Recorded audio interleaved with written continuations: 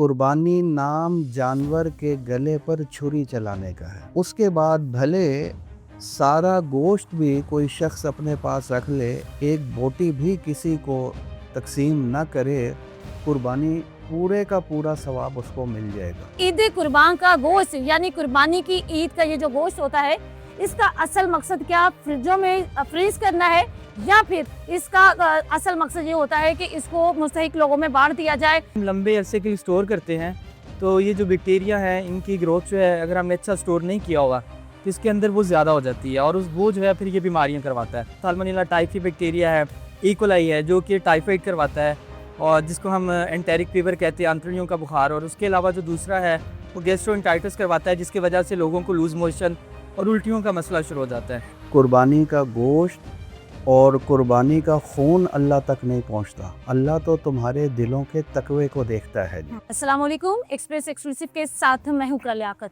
ईद कुर्बान को गुजरे तकरीबन हफ्ते से भी जायद हो गया है, लेकिन अभी तक चंद हजरात ऐसे हैं जिनकी फ्रिजें गोश्त से भरी हुई हैं। जो बकरे की कुर्बानी करता है, सारा बकरा जो वो फ्रीज कर लिया जाता है और अगर बड़े बैल या बछड़े की कुर्बानी की जाए तो उसे गरीबों और नदारों में बांट दिया जाता है। शरीयत इस हवाले से क्या कहती है, आज हम दोनों चीजों का डिस्कस करेंगे और बताएंगे कि ईद कुर्बान का गोश्त यानी कुर्बानी की ईद का ये जो गोश्त होता है, इसका असल मकसद क्या फ्रिजों में फ्रीज करना है या फिर इसका असल मकसद ये होता है कि इसको मुस्तहिक लोगों में बांट दिया जाए। जिन्होंने पूरा साल गोश्त नहीं खाया होता वो सिर्फ कुर्बानी की ईद का इंतजार कर रहे होते हैं कि कोई जो हमारा हमसाया है या हमारा रिश्तेदार है कुर्बानी करेगा तो हमारे घर में गोश्त आएगा तो हम भी एक आध नवाला खा सकेंगे।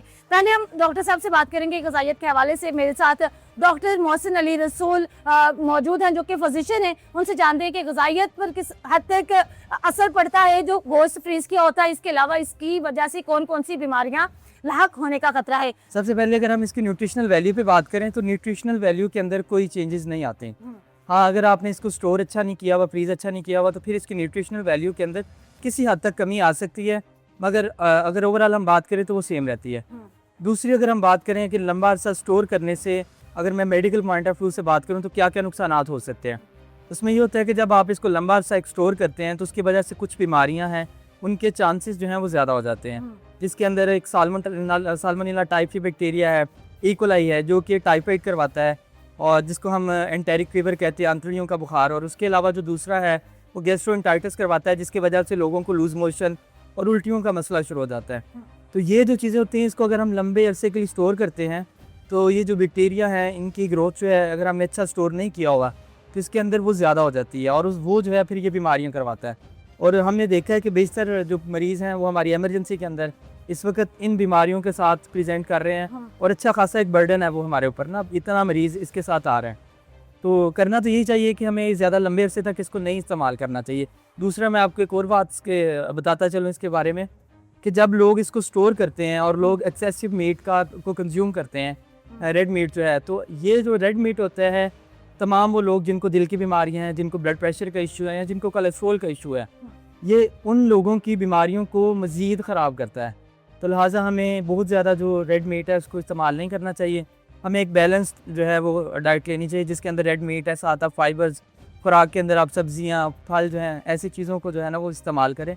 कहा कि जो रेड मीट नुकसान देता है शुगर, ब्लड प्रेशर और उसके अलावा जो है आपके कोलेस्ट्रॉल वाले मरीज़ों को वो नुकसान कम से कम हो। डॉक्टर साहब, जब गोश्त खवातीन फ्रीज कर रही होती हैं तो गोश्त को वॉश करके फ्रीज करना चाहिए। हमने अक्सर देखा है कि चूँकि लोड शेडिंग का मसला है और ऊपर से गर्मी भी बहुत ज़्यादा है तो उसमें जब फ्रिज बंद होती है तो जो इनवेलप्स हम लोग बना के रखते हैं या पैकेट्स होते हैं उनमें से खून जो है वो थोड़ा थोड़ा बाहर निकलता है, तो जिससे एक तो स्मेल भी पैदा होती है फ्रिज के अंदर और दूसरा उसकी वजह से क्या नुकसान जन्म लेते हैं। हाँ, आपने ये बड़ा अच्छा पॉइंट जो है वो रेज़ किया है। अब इसमें ये होता है कि जब स्टोरेज करते हैं ना तो अमूमन लोग जो हैं वो उसी फ्रिज के अंदर उसको मीट जो है उसे स्टोर कर रहे होते हैं जिसमें बाकी खाने रखे होते हैं इन्होंने।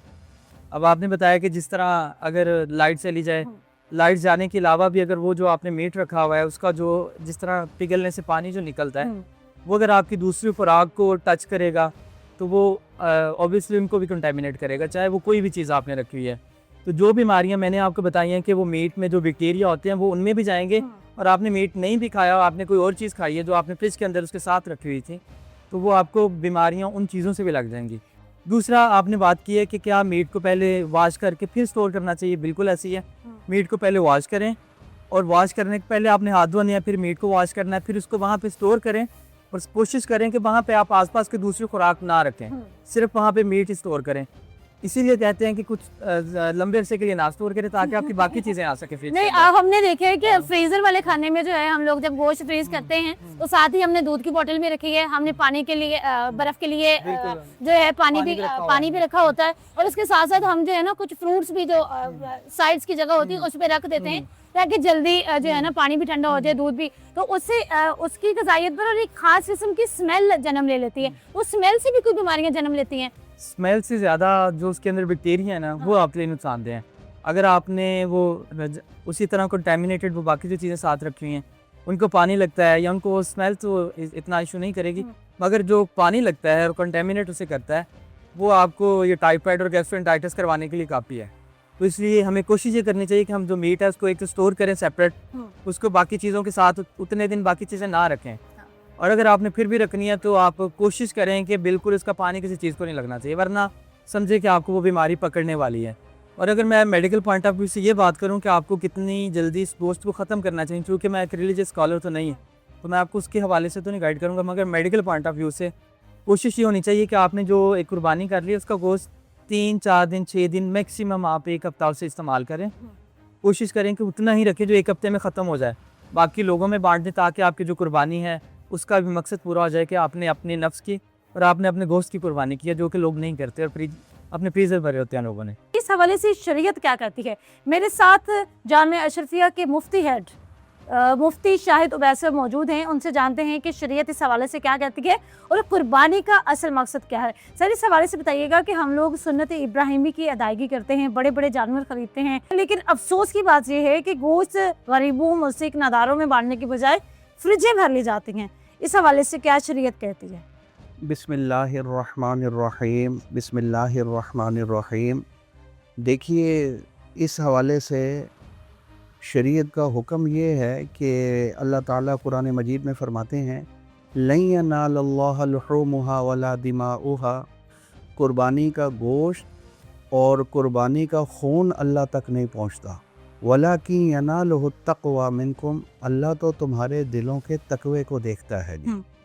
ठीक। और कुर्बानी जिसके बारे में हुज़ूर सल्लल्लाहु अलैहि वसल्लम ने फरमाया ये सुन्नत इब्राहीमी है, कुर्बानी नाम जानवर के गले पर छुरी चलाने का है। जैसे ही हमने जानवर के गले पर अल्लाह के लिए, अल्लाह की रज़ा के लिए छुरी चलाई, कुर्बानी हो गई जी। ठीक। उसके बाद भले सारा गोश्त भी कोई शख्स अपने पास रख ले, एक बोटी भी किसी को तकसीम ना करे, कुर्बानी पूरे का पूरा सवाब उसको मिल जाएगा। वो अलग बात है कि अगर ये मज़ीद सवाब कमाना चाहता है तो इसके बारे में ये है कि ये गोश्त के 3 हिस्से कर ले, एक अपने लिए, एक गरीबों के लिए और एक अपने प्यारों के लिए, रिश्तेदारों के लिए, हमसायों वगैरह के लिए कर ले जी। ये इसको मज़ीद सवाब मिलेगा। तो हम ये समझते हैं शायद ये कुर्बानी जो है ना गोश्त की तकसीम का नाम है, ज़्यादा गोश्त तकसीम कर देना चाहिए।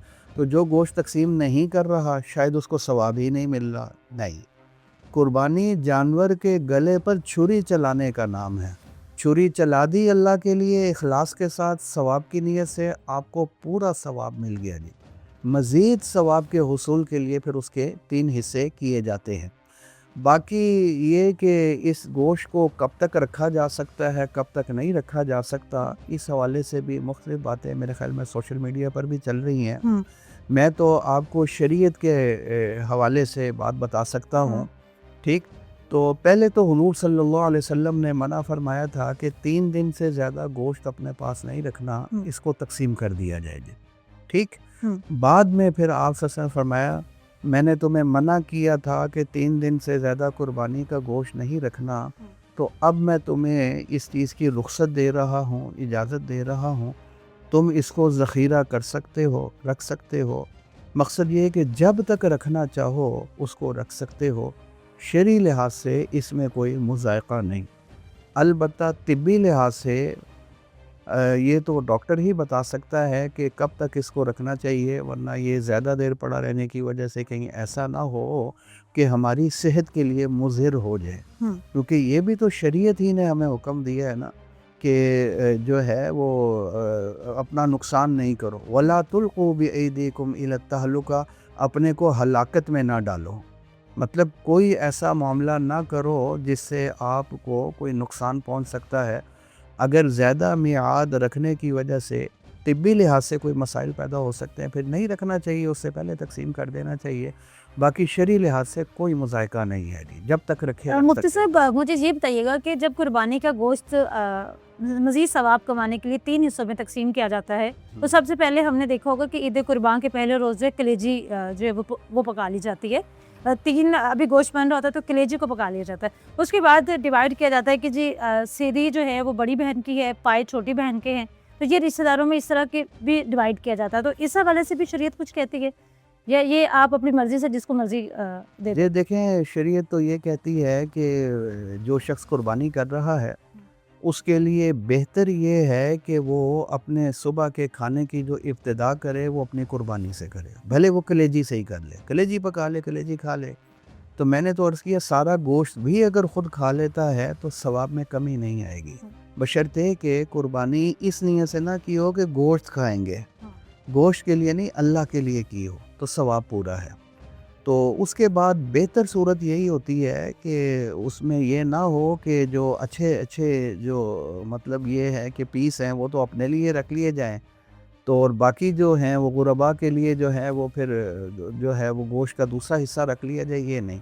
टोटल को आप मिक्स कर दें, और मिक्स करने के बाद फिर वो भले गरीब के लिए जा रहा है, किसी अजीज़ के लिए जा रहा है, अपने लिए आ रहा है, तो हर किस्म का गोश्त हर किसी को मिल जाएगा, ये बेहतर है। लेकिन ये लाजिम नहीं है, कोई अगर ऐसा नहीं कर रहा सवाब उसको पूरा मिल रहा है, और अगर इस तरतीब के मुताबिक कर रहा है जो मैंने अर्ज़ किया कि मिक्स कर दे, तो इससे ये है कि मज़ीद सवाब का हुसूल होगा। कुछ लोग मुफ्ती साहब ऐसा भी ईद पर करते हैं कि अपना जानवर कुर्बान करते हैं, वो गोश्त बांटते नहीं हैं, लेकिन वो गुरबा के लिए खाना बाकायदा खाना बनाते हैं और उसके बाद खाना तकसीम करते हैं। तो उसका कितना सवाब है, या वो नमूदो नुमाइश में आता है, या वो वाकई सवाब के हकदार होते हैं? देखें, नमूदो नुमाइश का ताल्लुक जो है वो आपकी नीयत के साथ है।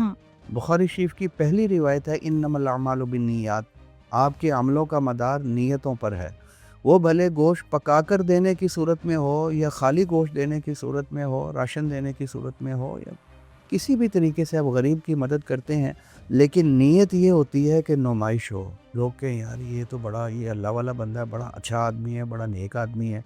मिसाल के कल को मुझे वोट मिलेंगे, या ये कि मेरा कोई और दुनियावी फ़ायदा होगा, या लोग मुझे अच्छा कहेंगे। इस नीयत से अगर करता है तो ये तो नेकी सारी की सारी ज़ाया हो जाती है, ये बर्बाद हो जाती है। हत्ता कि सबसे बड़ी नेकी जो है वो नमाज है। हुज़ूर सल्लल्लाहु अलैहि वसल्लम फरमाते हैं अगर कोई नमाज पढ़ रहा है इस नीयत से कि साथ वाले किसी और को दिखलाए कि मैं नमाजी हूँ, ठीक, तो उसको शिरक वाला गुनाह मिला जी। नमाज तो अल्लाह के लिए होनी चाहिए थी, इसने बंदे की नीयत करके बंदे को भी अल्लाह के साथ शरीक ठहरा दिया जी, तो कितना बड़ा गुनाह है। इसलिए नीयत सिर्फ़ अल्लाह की, जहाँ दिखलावे की नीयत आई, चाहे वो कच्चे गोश्त की सूरत में हो, चाहे पका कर देने की सूरत में हो, वो सारी इबादत ज़ाया चली गई है। बहुत शुक्रिया। चलिए। जिस वक्त मेरे साथ जामिया अशरफिया के मुफ्ती हेड मुफ्ती शाहिद उबैद साहब मौजूद थे, उन्होंने कहा कि कुर्बानी अल्लाह के नाम पर छुरी चलाने का नाम है, कि आपने कितनी खलूस से नीयत के साथ अपने जानवर को कुर्बान किया, उसके बाद चाहे आप गोश्त अपने अजीज़ों, गुरबा और मुस्तहिक लोगों में बांट दें, या फिर सारा गोश्त खा लें। शरीयत इस हवाले से आपके ऊपर ये लाजिम शर्त नहीं रखती है कि आप इस गोश्त को बांटें।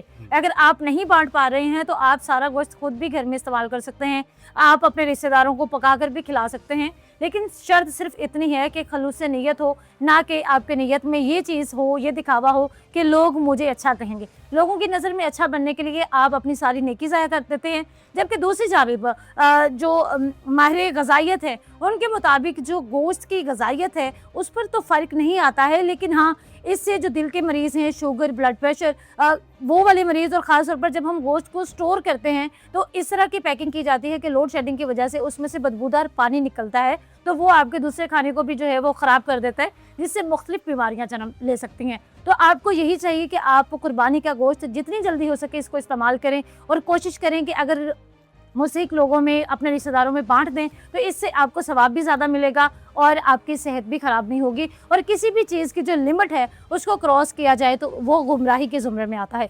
अपनी मेज़बान इकरा को दें इजाज़त, अगले ब्लॉग तक के लिए। उम्मीद है आपको ये पसंद आया होगा। अल्लाह हाफिज़।